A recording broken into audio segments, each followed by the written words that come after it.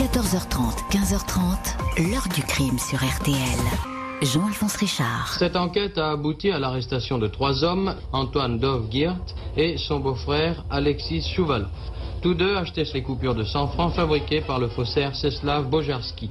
C'est une des plus grosses affaires de faux monnayage, elle porte sur quelques 3 millions de francs. Bonjour, on l'appelle encore aujourd'hui le Rembrandt ou le Cézanne, comme on veut, de la fausse monnaie. Tout simplement parce que Czeslaw Bojarski reste le plus grand faussaire de tous les temps, bien au-delà d'un faux monnayeur classique, un homme qui avait élevé la contrefaçon à un niveau artistique tellement pur que même le directeur de la Banque de France était incapable de détecter ces faux billets. Pendant une quinzaine d'années, dans la France des années 50 et 60, Czeslaw Bojarski a fait ainsi tourner en bourrique les autorités bancaires et les policiers lancés à ses trousses. Il ne se doutait pas alors qu'un seul homme, un monsieur tout-le-monde, solitaire et austère, était derrière cette entreprise criminelle sans précédent. Bojarski, l'alchimiste de génie, avait inventé la recette parfaite permettant de transformer le papier cigarette en billet de banque. Comment Czeslaw Bojarski a-t-il pu si longtemps échapper aux enquêteurs? Quels étaient ses secrets et où se cachait donc son trésor? Des questions que nous allons poser bien sûr aujourd'hui à nos invités. 14h30, 15h30, l'heure du crime sur RTL. Aujourd'hui, dans l'heure du crime, le mystère Czeslaw Bojarski, début des années 50, son nom est totalement inconnu. Il va le rester longtemps. Impossible de faire le lien entre cet ingénieur d'origine polonaise et l'apparition soudaine de coupures contrefaites, de très fidèles imitations. En cet automne 1951, plusieurs chefs de service de la Banque de France sont convoqués en urgence au siège de l'institution rue de la Vrillière, dans le 1er arrondissement de Paris. Réunion qui fait suite à une alerte diffusée dans toutes les succursales du pays. De fausses coupures de billets de 1000 francs, ceux qu'on appelle communément les billets bleus, ont été repérés essentiellement à Paris et dans sa banlieue.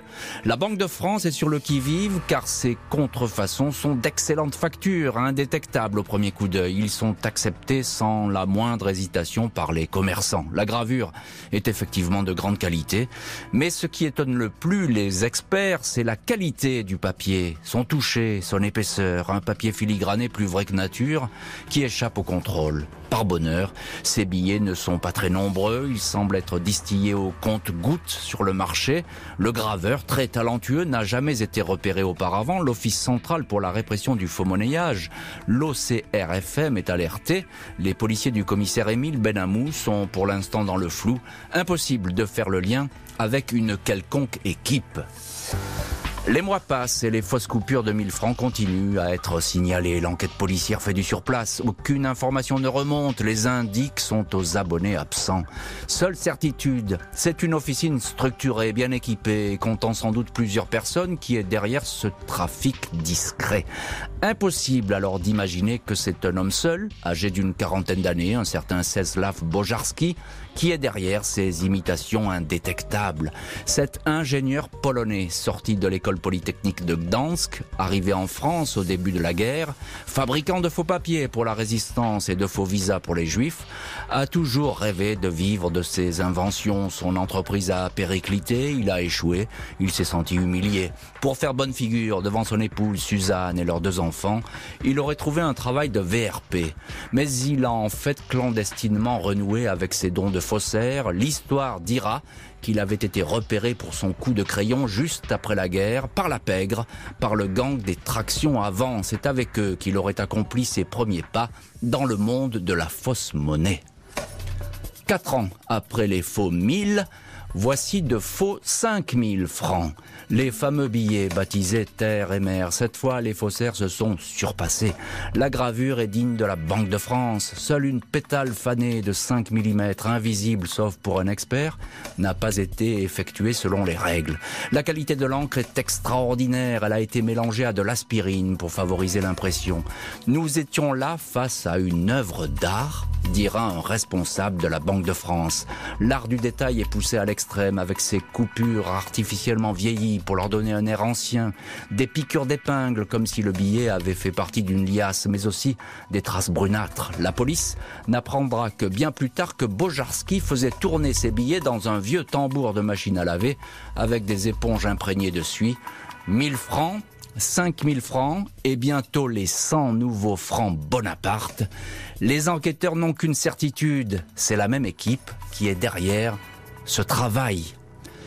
Une équipe qui est en fait l'œuvre d'un homme seul, ce Czesław Bojarski, dans ces années 1950-1960.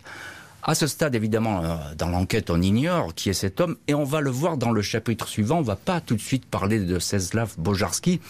Bonjour Philippe Ménard. Bonjour monsieur. Merci beaucoup d'être aujourd'hui dans le studio de l'heure du crime. Vous êtes un ancien patron de l'Office central pour la répression du faux monnayage et aujourd'hui commissaire général, chef d'état-major à la direction centrale de la police judiciaire. La fausse monnaie, vous connaissez par cœur et vous connaissez très bien cette histoire, vous nous direz pourquoi d'ailleurs. En quoi ces billets, Philippe Ménard, en quoi ces billets qui sortent, là, qui commencent à circuler, intriguent à ce point les experts et les policiers? Mais parce que justement, ils ne sont pas détectables, vous l'avez bien mentionné, et leur papier est d'une qualité jamais vue en contrefaçon. Et ça, c'est étonnant. Ah, c'est étonnant parce que j'ai vu des très belles contrefaçons à mon poste, puisque j'ai été nommé pour le passage à l'euro, et donc on avait un champ de recherche très important qui s'ouvrait à l'Est et un peu partout. Et donc on a eu des très très belles contrefaçons, mais jamais en termes de papier, parce que le papier, celui de la Banque de France à l'époque, avec l'euro, ça était un peu alourdi parce qu'il y a eu plus de sécurité, mais celui de la Banque de France à l'époque était très fin et avait un craquant très particulier. Ah, le craquant, c'est ça, comme ça oui. que vous qualifiez... Tout à fait, et en fait ce craquant est difficile à imiter et la finesse du papier également. Et il y a aussi, alors on se souvient des billets, des francs, aujourd'hui on ne les connaît plus ces billets, mais il y a des couleurs extraordinaires, il y a une palette de nuances. C'est ce qu'on appelle formidable. l'utilisation des encres fiduciaires qui ne sont pas des encres classiques, et c'est aussi sur ce chapitre-là que M. Bojarski a exercé ses talents. Ouais. Et alors, à l'époque, évidemment, vous n'êtes pas en poste dans ces années-là. Non. Vous n'êtes pas encore en poste dans ces années-là. Mais vos prédécesseurs, qu'est-ce qu'ils se disent? Ils se disent c'est une équipe chevronnée qui fait ça. Il n'y a pas un seul type qui peut faire ça. Jusque-là, dans la fausse monnaie, si vous voulez, le principe, c'est le cloisonnement des métiers. C'est-à-dire que pour faire un beau billet, sauf jusqu'à très peu, puisqu'on a aujourd'hui des imprimantes laser qui permettent de faire chez soi de la fausse monnaie, mais qui restent d'une qualité médiocre. Mais à cette époque-là, quand il y a des contrefaçons, vous avez besoin de plusieurs professions. Il faut faire photograveur, c'est-à-dire l'image du billet. Soit on l'a fait à la main, soit on l'a fait avec de la photographie pour faire de l'insolation de plaques d'imprimerie. Il faut être imprimeur offset, c'est la technique utilisée à l'époque, et après il faut avoir un réseau d'écoulement, c'est-à-dire des distributeurs comme pour les stupéfiants. C'est une PME quoi. Exactement, sauf que là, de par la quantité, effectivement on est surpris d'avoir une telle qualité avec si peu d'émissions au départ, c'est ce que les collègues constatent. Ça veut dire qu'il y a toute une chaîne de professionnels. Normalement, pour ce genre de crime, parce que c'est un crime au sens du code pénal, oui. Nous avons généralement une chaîne de métiers qui rentre en ligne de compte. Des métiers très spécifiques qu'utilise évidemment du personnel qu'utilise la Banque de France. Christophe Gauthier, bonjour. Bonjour. Merci beaucoup vous aussi d'être aujourd'hui dans le studio de l'heure du crime. Vous êtes rédacteur en chef à VSD. Vous connaissez très très bien cette affaire. Vous avez beaucoup enquêté. Vous avez même vu la famille de Bojarski. Vous nous en parlerez dans un moment évidemment. À l'époque, effectivement, on en parlait avec Philippe Ménard. Cette histoire, elle surprend les policiers. On la connaît pas publiquement. D'ailleurs, la Banque de France ne communique pas sur ces faux billets. La Banque de France tient des réunions qui sont secrètes avec effectivement les enquêteurs de l'Office central de la répression du faux monnayage.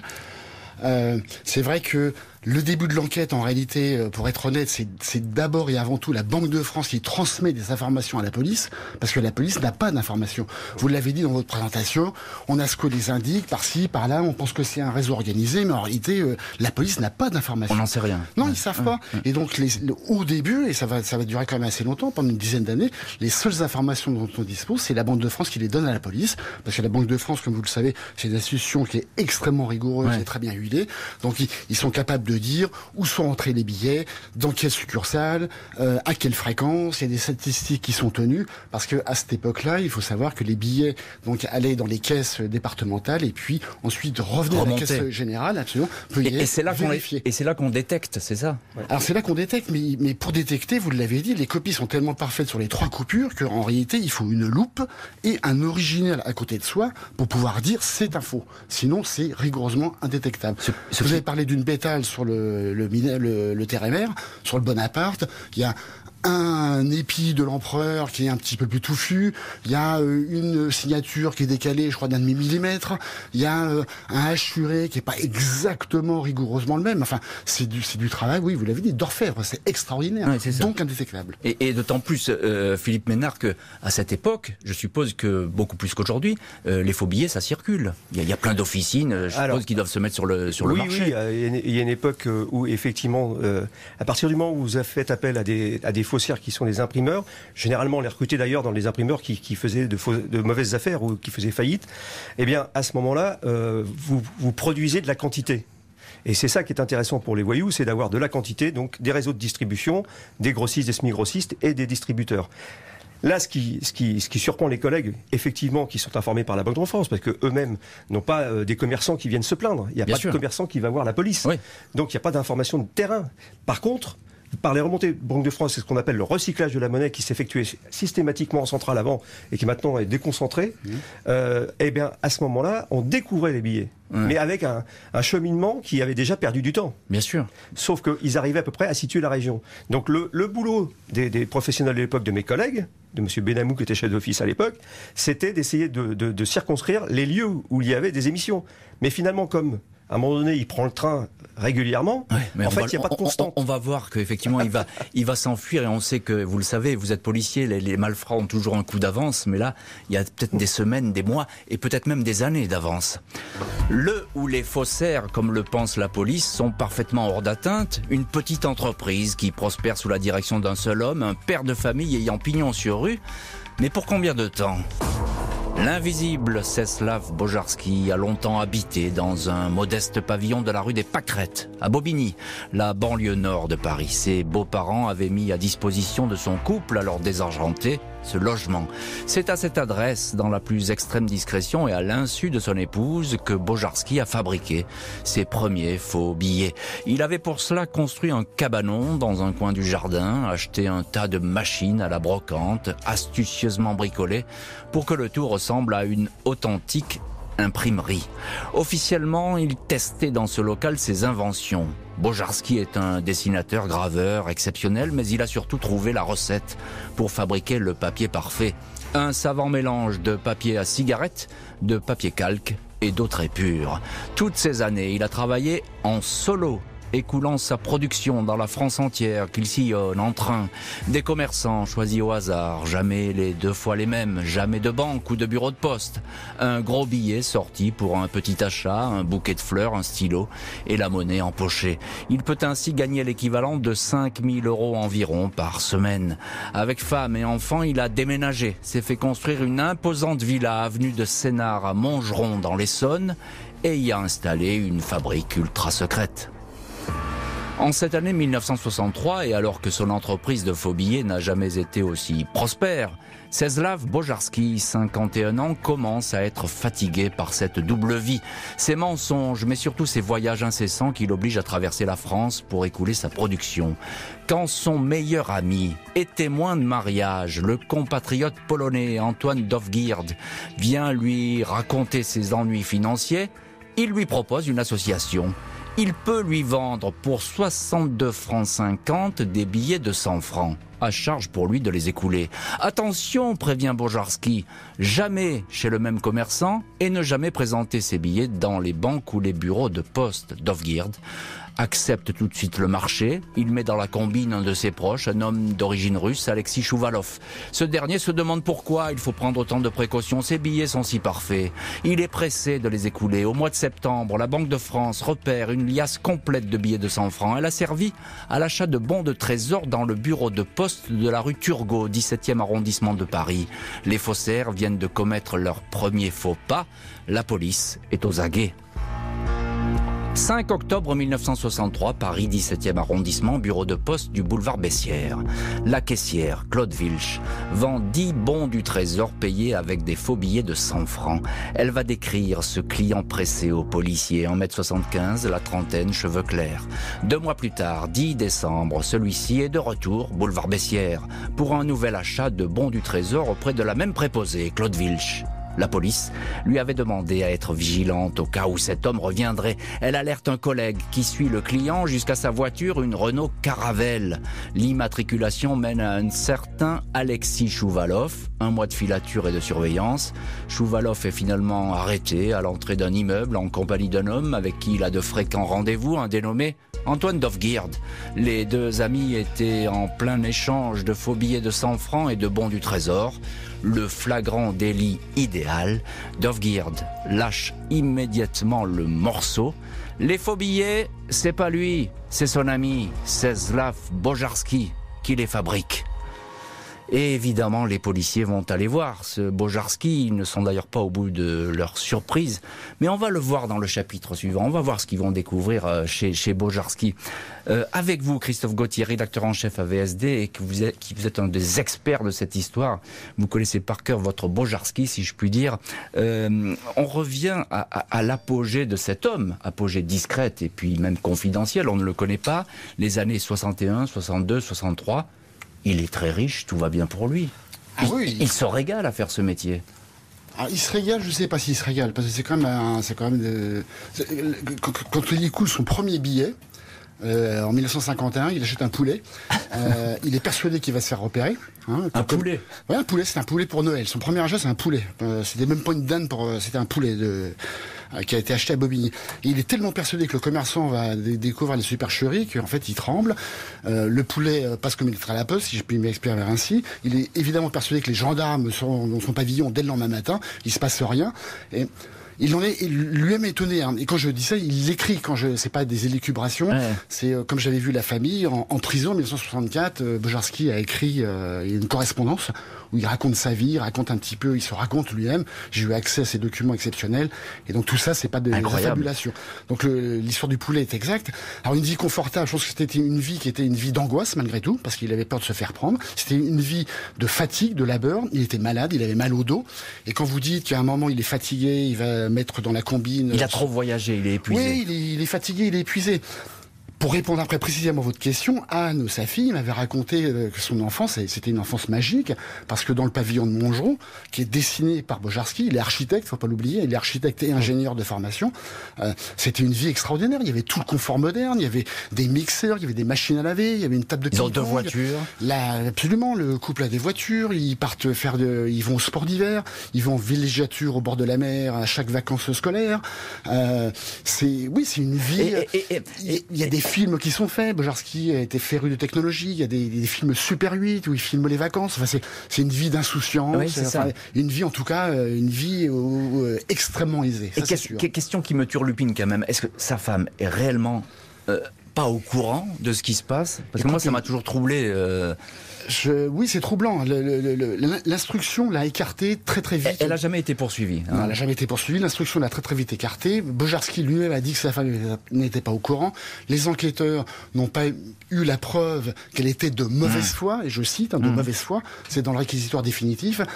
Pour autant, elle avait tout ce qu'elle voulait, une voiture, des vacances au sport d'hiver, et je me dis que... Elle s'est pas posé de questions. L'alibi du mari qui est VRP, je veux bien, en tout cas, elle n'a jamais été inquiétée. Un VRP à succès, en tout cas. Officiellement, elle ne l'a jamais su. Philippe Ménard, ancien patron de l'Office central pour la répression du faux monnayage, policier donc, est toujours en activité aujourd'hui. L'astuce, finalement, le génie de Bojarski, au-delà de ses talents de graveur, etc., et de faussaire, c'est périple à travers la France, où lui-même écoule du producteur au consommateur, finalement. Exactement. En fait, il n'y a pas d'intermédiaire. Circuit court, dira-t-on. Voilà, circuit court. Donc, impossible de remonter par des informations ou des indiscrétions. Et c'est ça qui fait sa force au début. Et en général, dans les affaires policières, il y a toujours un maillon faible. Et c'est ce maillon faible qui nous permet de remonter des belles équipes, comme on dit dans le jargon. Et là, il n'y a pas d'équipe. Et c'est ce qui fait qu'il n'y a pas d'information. Et à partir du moment où il donne à quelqu'un... Parce que, en fait, son problème, c'est qu'il est limité. et c'est comme tout chef d'entreprise qui est seul, c'est que s'il veut grossir, il faut qu'il fasse confiance à des gens. Ouais, il faut qu'il délègue. Ouais. La délégation n'exclut pas le contrôle. Il a peut-être été un peu négligent sur ce point. Il a fait appel à des gens qui, la même personne a fait appel à une autre personne. Et là où il avait donné des consignes à respecter, elles ne l'ont pas respecté. Des personnes qui sont, il faut le dire, des demi-celles. Hein. Oui. On n'est pas dans la haute voltige là. Christophe Gauthier. Non, pas du tout. C'est le Tchouvalov. Il parle tout de suite. Il est vendeur de voitures. Il a travaillé dans un garage place de Clichy. Il est vendeur de voitures. Dovgirt, il a coulé des assurances. Il a fait de la traduction. C'est pas des truons, c'est ça que je veux dire. Pas du tout. Le grain de sable, c'est Tchouvalov. Parce que déjà, il avait confiance. C'était quelqu'un qu'il avait rencontré pendant la guerre en Auvergne. C'était son témoin de mariage. Ils sont tous les deux polonais. Ils ont traversé les épreuves ensemble, donc il avait vraiment confiance. Et il lui avait vraiment donné ces consignes-là. Un billet à la fois, pas deux fois le même commerce, et jamais de bon du trésor. C'est ça. Et Tchouvalov, qui était plus jeune, un peu mariole, il dit, vous l'avez très bien dit, hein, pourquoi toutes ces précautions? Oui, et c'est à partir de ce moment-là, la police, finalement, grâce à la guichetière. Ils ont le fil qu'ils peuvent tirer. Voilà. Et la guichetière qui est d'ailleurs mise au parfum, si je puis dire, par les policiers. Oui, hein, parce qu'ils vont, bien sûr, mais il y a une équipe gagnante qui se constitue là. Encore un petit point. Je suppose qu'à l'époque, la police, elle a soupçonné tout le monde. Elle a soupçonné des gens de la Banque de France, elle a peut-être soupçonné des gens qui étaient au guichet, etc. Des complicités, ça a dû être traité, ça. Il y a des contrôles. Vous savez, pour la Banque de France, on travaille avec la Banque de France. L'OCRFM a une convention de travail avec la Banque de France. On échange toutes nos informations. Et donc, je peux vous dire que pour avoir visité les locaux de la fabrication du papier, les locaux de la fabrication des billets, les locaux du stockage, bon, il faut quand même déjà se lever de bonne heure pour réussir à faire quelque chose. Czesław Bojarski est désormais identifié par les policiers. Ils ne croient toujours pas que cet homme soit le fabricant et le pourvoyeur de fausses monnaies. Ils s'attendent à tomber sur un intermédiaire, mais ils se trompent. Ce 17 janvier 1964, peu après les aveux rapides d'Antoine Dovgirt, les hommes du commissaire Benamou, patron de l'office qui traque la fausse monnaie, ces policiers arrivent devant le numéro 33 de l'avenue de Sénart à Montgeron, le pavillon qu'occupe depuis 4 ans la famille Bojarski. Ils n'attendent pas beaucoup pour voir émerger Czesław Bojarski et son épouse Suzanne. Le suspect est aussitôt interpellé. Il a été dénoncé par son ami Dovgirt, mais encore faut-il prouver qu'il est le faussaire. La perquisition de la grosse villa et le ratissage du jardin alentour ne donnent rien. Aucune machine, aucun outil, aucune trace de produits chimiques ou d'encre. Les policiers demandent à Bojarski d'ouvrir un énorme coffre-fort qui trône dans une pièce. Il y a à l'intérieur des bons du trésor, des lingots d'or, des pièces d'or, mais rien qui ne fasse de lui un fabricant de faux billets. Tout au plus est-il un receleur. Pendant 8 heures, les enquêteurs retournent la villa, sondent les murs et les sols en vain, jusqu'à ce que un policier renverse une tasse de café sur le linoléum. Le liquide disparaît aussitôt, aspiré dans un interstice. L'endroit cache une trappe invisible. Bojarski sait qu'il a perdu. Il actionne alors un mécanisme silencieux qui dévoile une cave secrète qui s'éclaire. Les policiers n'en reviennent pas. Dans ce mini-bunker de seulement 4 mètres carrés, il y a tout le matériel d'un atelier de fausse monnaie. Il y a aussi 30 millions de francs en coupures toutes fraîches, pas encore vieillies. On ne croit pas que Czesław Bojarski tout seul soit le faussaire. Il ne peut pas être le graveur de génie si longtemps recherché. Bojarski va alors se prêter volontiers au jeu pour démontrer le contraire, filmé et photographié par la police. Il montre la chaîne de fabrication d'un faux billet, du mélange pour obtenir le papier jusqu'à l'utilisation des encres. C'est son heure de gloire. Il explique qu'il ne pensait faire de mal à personne. Ces faux billets étaient plus vrais que des vrais. Sur le toit de la villa, les policiers découvriront un système de récupération des eaux de pluie les plus pures qu'ils soient. Christophe Gauthier, rédacteur en chef à VSD, qui connaissait bien le mystère Bojarski, cette découverte, elle est tout simplement incroyable, on peut le dire. Il dit, je n'ai pas fait de mal, mais il a vraiment tout prévu.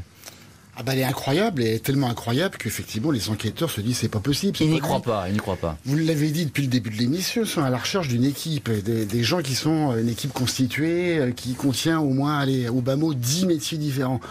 Et c'est ça qu'ils cherchent. Et donc ils se disent, c'est pas possible. Bojarski, il faut l'imaginer, il a des lunettes, il a un peu la vue basse, il a un accent extrêmement prononcé, non pas slave comme on l'a dit, mais plutôt suisse. Il est à le front dégarni, enfin il ressemble à pas grand chose. Et les policiers vont dire, si c'est toi, si c'est vous qui êtes prouvez-le. Et donc effectivement, il va jouer son propre rôle. Oui, il va jouer son rôle. Et là, pour le coup, vous me demandiez quelle était sa vie. Je pense que ce jour-là, c'est une délivrance en fait. C'est quelqu'un qui a vécu dans l'ombre, qui a vécu dans la peur, qui a vécu quasiment dans la paranoïa. Il voulait être reconnu. Tout ça, il l'a écrit quand il était en prison. En fait, il avait des grandes ambitions. Et vous dites son jour de gloire. Oui, probablement. Son talent est enfin reconnu. Soulagement, ça va mieux pour lui. C'est ça, c'est ce qu'on peut dire. Oui, effectivement, il a cette attitude. Philippe Ménard, ancien patron de l'Office central pour la répression de la fausse monnaie, il y a quelque chose d'important dans cette cache, c'est qu'on s'aperçoit que il a tout fait lui-même, il a tout fabriqué. Ça, c'est exceptionnel. C'est exceptionnel, mais je l'ai déjà rencontré. Ah, quand même. Donc, il n'est pas seul. Alors, non, il a fait des émules. C'était après, et c'était pour des fausses pièces. Mais c'est vrai que cette notion de cache et de cacher l'officine, c'est quelque chose que j'ai déjà rencontré 4, 5, 6 fois dans ma carrière, avec des systèmes astucieux d'ouverture. Donc il a fait des émules par la suite. Et je dois dire que pour les plus belles officines, on a souvent eu affaire à des mécanos, à des créateurs de génie qui ont en même temps su cacher leurs officines, qu'ils ont creusées au fur et à mesure. J'en connais un, il avait fait ça dans son garage, sous son garage, il y avait 2 millions de francs à l'époque de matériel. Et quand on l'interpelle, parce que là, pour le coup, il a pas fait comme Bojarski au début, il donnait sa fausse monnaie à des milieux nantais, corses ou lyonnais. Eh bien, on les interpelle en flagrant délit à un moment donné dans un petit village du 78. Et que je tombe sur lui, là, et je lui dis, ça fait 7 ans qu'on vous cherche. Et vraiment, vous nous avez fait courir parce que vous avez fait du beau travail. Il me dit, petit, bouge pas. C'était à près de 30 ans. Suis-moi, je vais t'expliquer comment ça se passe. Voilà. Et là, on arrive dans un local où il y a des fausses pièces qui tombent toutes seules. Il a tout créé lui-même. C'est la même chose que Bojarski. Ils sont heureux d'être dans la lumière. Ils sont heureux d'être dans la lumière. Même s'ils finissent à l'ombre, comme disaient d'autres personnes. Mais... Czesław Bojarski espérait sans doute intimement être félicité pour son travail exemplaire, mais totalement illégal. Le faussaire du siècle n'échappera donc pas à un procès devant une cour d'assises. En ce début du mois de mai 1966, plus de 2 ans après son interpellation, Czesław Bojarski est jugé pour son crime, contrefaçon d'argent public, peine pour laquelle il risque la perpétuité. La prison préventive a éreinté cet homme de 56 ans qui en paraît 10 de plus, visage pâle et émacié, yeux tourmentés, sa diction en mauvais français est souffreteuse. Devant la cour, il explique avoir été déçu de ne pas avoir eu de succès dans ses affaires légales, la création de brevets, d'inventions. Dès lors, j'ai su qu'il ne me serait plus possible de faire un travail honnête. Bojarski ne voulait pas tomber dans le crime crapuleux, il estimait que fabriquer de la fausse monnaie, au début comme un jeu et un défi, n'avait rien de grave. Il a donc voulu créer l'impossible, un billet plus vrai que nature. C'était une obsession. J'étais enfermé en moi-même, j'avais l'impression que réaliser des billets impossibles à repérer ne ferait de tort à personne, répond-il au président Pérez. Le commissaire principal Benamou, cité comme témoin, est questionné sur la longueur de l'enquête. Il répond que l'émission des billets se faisait prudemment, pratiquement unité par unité. Nous avons eu très vite la certitude que le milieu des malfaiteurs était étranger à l'affaire. La qualité des billets était tout simplement exceptionnelle. La Banque de France établit le préjudice à 249 millions de francs. Elle n'avait jamais informé le public de cette circulation de faux billets de peur de créer une panique. Les deux complices n'ont pas été poursuivis, exonérés de procès pour avoir dénoncé Bojarski. Je regrette le tort que j'ai fait, je n'ai jamais voulu faire de mal à qui que ce soit. Ne m'enlevez pas cet espoir de faire payer ma dette, d'être utile et de faire le bien, dit l'accusé, condamné à 20 ans de prison.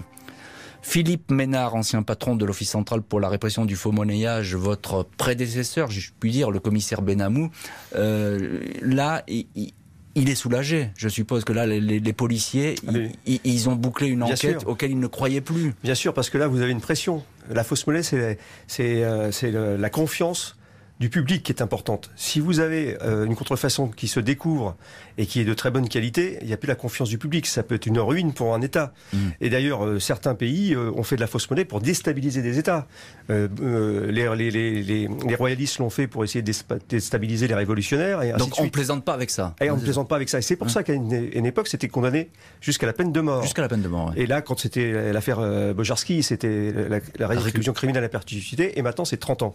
Mais c'est vrai que pour un policier qui était chef de l'office, il y avait une pression de la Banque de France, une pression en général du ministre et une pression de son directeur général. Donc évidemment, les moyens étaient mis pour trouver la solution dans cette affaire. Christophe Gauthier, rédacteur en chef à VSD, vous nous disiez tout à l'heure que Bojarski il avait été soulagé finalement d'être interpellé. Quel visage montre-t-il à ce procès? Là, il prend 20 ans, c'est beaucoup, 20 ans. Il est d'abord usé. Il risquait plus, hein, mais... Alors, il risquait beaucoup plus. Il risquait effectivement la perpétuité à l'époque, encore une fois, pour... alimenter et mettre de l'eau au moulin. La fausse monnaie à l'époque, c'est vraiment c'est ce qu'il y a de plus grave, beaucoup plus grave que les stupéfiants, le trafic d'armes, le terrorisme qui n'existe pas encore, enfin sous la forme qu'on connaît aujourd'hui. Et pourquoi? Parce que c'est à l'origine c'est crime de lèse-majesté. C'est ça. Ouais. Et comme le disait notre invité, c'est effectivement c'est la confiance qui est rompue quand il y a la fausse monnaie. Donc c'est très très grave. La prison l'a usé, l'a broyé, il était malade, il est sous médicaments, il a été mis un peu sous camisole chimique, il est... Ouais, c'est un homme éreinté, quoi. Oui, c'est un homme qui est brisé, mais il est brisé par sa vie, il est brisé de ne pas avoir réussi, vous l'avez dit. Bojarski, c'est un type qui a d'abord eu des idées géniales. Bojarski, il a travaillé sur une brosse à dents, il a travaillé sur les inventions, sur un les fameuses rasoir, inventions, sur des dosettes de café, l'ancêtre. Mais ça n'a pas marché. Nespresso, c'est quasiment lui qui l'a inventé, le stylo à billes, des obturateurs, un siège tournant avec, enfin, c'était voilà, un inventeur de génie. Et puis, voyant que, ses inventions, elles s'étaient pas prises, il s'exprimait mal. C'est vrai qu'il parlait avec un français extrêmement rugueux, paraît-il, parce que je l'ai jamais entendu parler. Et puis, voilà, il est tombé dans, mais il a porté ça comme une croix, si vous voulez. C'est pas le faussaire heureux, hein. Philippe Ménard, Bojarski, il a dit, et il redira au procès, je ne suis pas un truand. J'ai rien fait de mal, finalement. Oui. On peut le croire, finalement. Oui, lui, on peut le croire, mais malgré tout, il sait qu'il rentre dans un milieu criminel, même si c'est pas le milieu, parce qu'il est tout seul.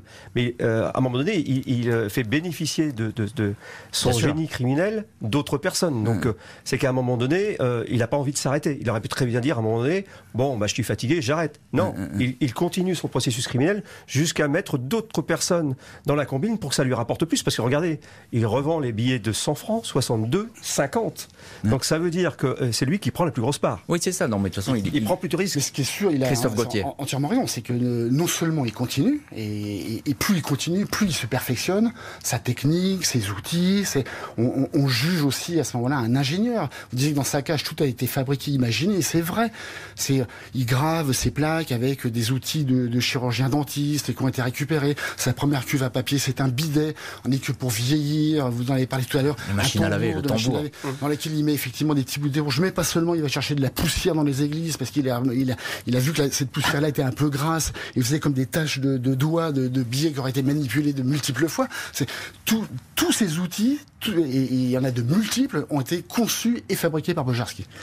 La poussière divine de Bojarski, un Bojarski écroué à la prison de la Santé. Il va rester 9 ans en détention, libéré par anticipation pour bonne conduite. Il va alors tout faire pour se fondre dans le paysage et surtout qu'on ne parle plus de lui. À sa sortie de prison, Czesław Bojarski a retrouvé son épouse Suzanne, qui l'aura toujours soutenu.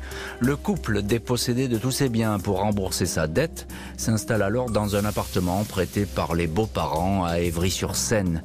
Bojarski va dès lors ne plus faire parler de lui, sauf à la faveur d'un épisode pour le moins insolite en 1978, 3 ans après sa libération.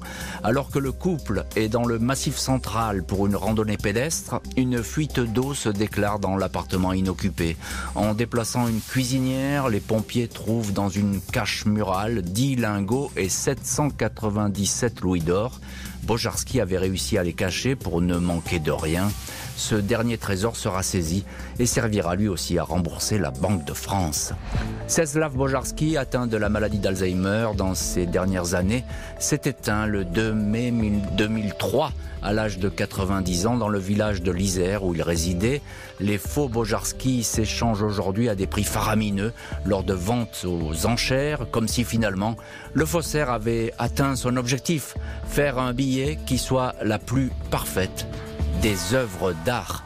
Christophe Gauthier, vous connaissez bien le dossier Bojarski, vous êtes rédacteur en chef à VSD.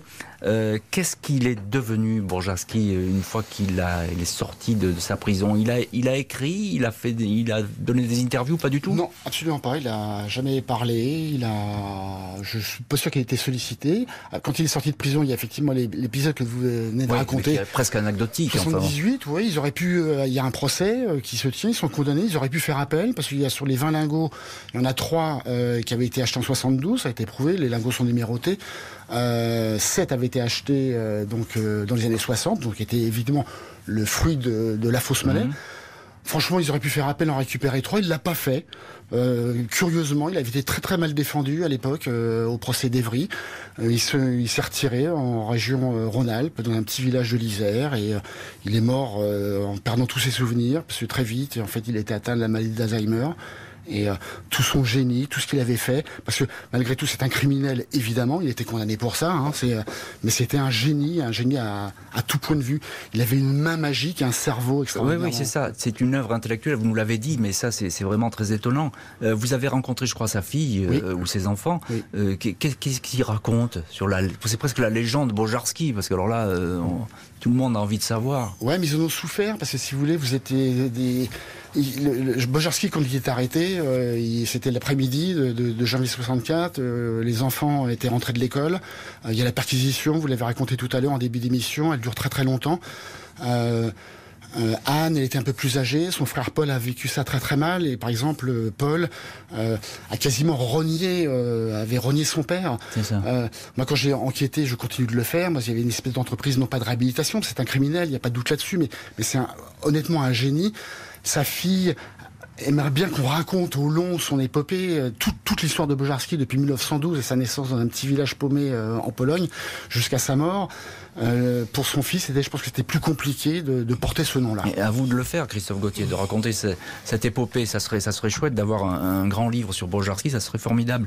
Philippe Ménard, ancien patron de l'Office central pour la répression du faux-monnayage, quelles leçons les policiers tirent aujourd'hui de cette affaire? Vous nous disiez tout à l'heure en aparté que les jeunes policiers, ils s'en foutent de cette histoire, Bojarski. Oui, parce que c'est une référence du summum que l'on peut atteindre sur la complexité de trouver l'origine de l'affaire. Parce que quand on est policier, on est chasseur aussi avant tout, et on a envie de trouver le gibier, on a envie de solutionner les mystères. Et donc celle-là, ça aura mis du temps, 12 ans. Et deuxième chose, et c'est les enseignements de cette affaire, c'est que on l'a dit tout à l'heure à un moment donné, on a filmé. C'était la première fois qu'on filmait une officine. Et depuis cette époque, à chaque fois qu'on a une officine et le faussaire, on filme et on l'interviewe. Donc ça a été, oui, effectivement, c'était exceptionnel à l'époque. Encore une question, Christophe Gauthier. Je disais que les faux Bojarski, ils flambent aux enchères. 3-4 000 3, 4 000, 5 000 euros. Enfin, ça, c'est de la folie totale. Est-ce qu'on peut imaginer aujourd'hui des faux Bojarski, c'est-à-dire quelqu'un qui ferait aujourd'hui des Bojarski pour les vendre? Parce que là, on arriverait au bout de la démonstration. J'avais envie de poser cette question parce que ça me fascine. On peut imaginer que quelqu'un se mette aujourd'hui à fabriquer des faux Bojarski pour gagner de l'argent. L'intérêt de faire des faux Bojarski, c'est de les revendre à un certain prix.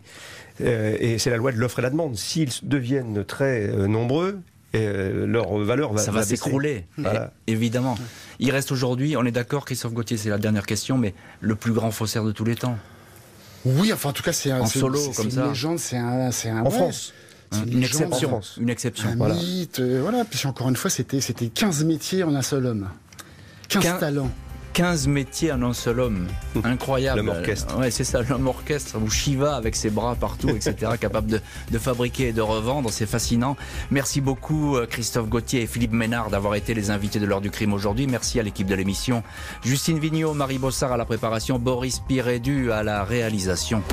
L'heure du crime, présentée par Jean-Alphonse Richard sur RTL.